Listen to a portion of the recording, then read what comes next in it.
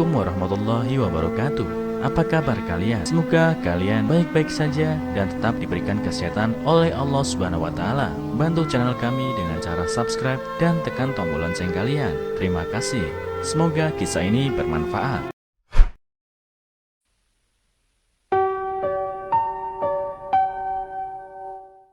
Ibunya menemukan uang 110.000 yuan tetapi mengembalikan 120.000 yuan kepada pemiliknya.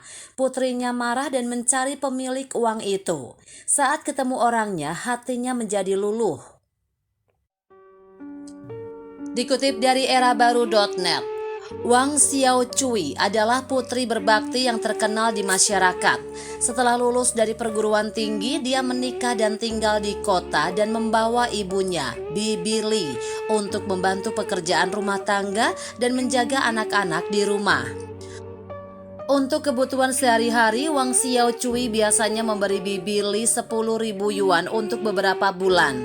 Bibi Li khawatir uangnya hilang, jadi selama dia pergi membeli barang, dia akan membawa semua uang itu bersamanya. Pada awal bulan, putrinya baru saja memberi Bibi Li lebih 10.000 yuan.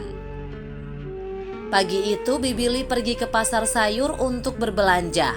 Saat dalam perjalanan ke pasar, dia menemukan dompet di jalan. Ketika dia menghitungnya, ada 110.000 yuan di dalamnya, jumlah yang sangat besar. Bibi Li buru-buru menyimpannya dan menunggu pemiliknya di pinggir jalan. Tidak lama kemudian seorang wanita parubaya bergegas, menangis sambil mondar-mandir mencari sesuatu di jalan. Bibi Li buru-buru bertanya apakah dia sedang mencari dompet.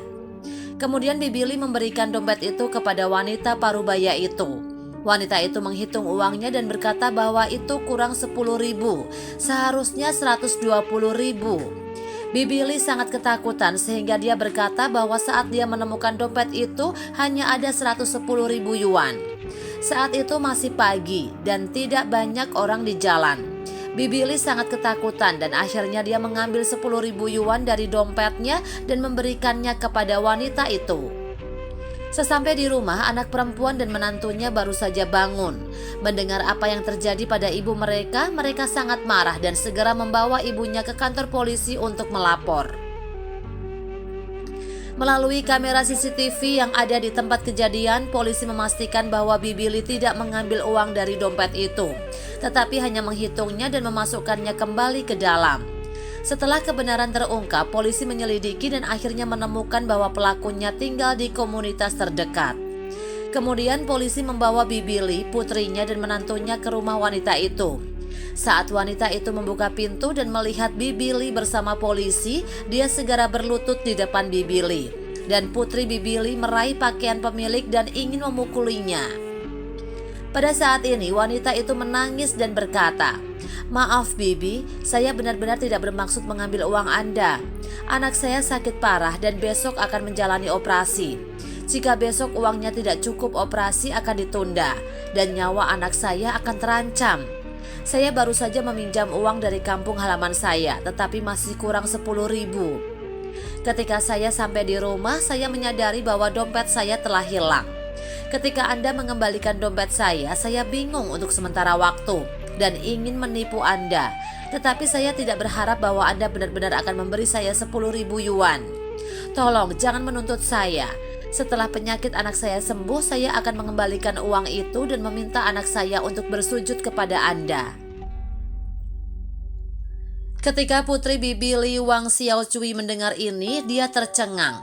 Kemudian dia melihat ke sekeliling rumah. Ada banyak botol obat di rumah. Dia merasa kasihan dan melepaskan pemiliknya tanpa memukulnya. Belakangan Bibi Li tidak menuntut. Sekembalinya ke rumah, dia sering membawa suplemen untuk anak wanita itu. Putri Wang Xiaochui tidak memahami tindakan ibunya. Jadi Bibi Li memberitahu putrinya bahwa menyelamatkan nyawa lebih penting daripada membangun pagoda 7 tingkat. Dalam hidup Anda harus melakukan lebih banyak perbuatan baik, dan Tuhan tidak akan memperlakukan orang baik dengan buruk.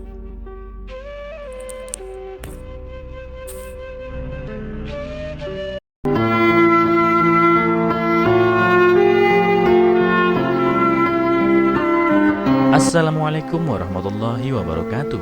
Apa kabar kalian? Semoga kalian baik-baik saja dan tetap diberikan kesehatan oleh Allah Subhanahu wa taala. Bantu channel kami dengan cara subscribe dan tekan tombol lonceng kalian. Terima kasih.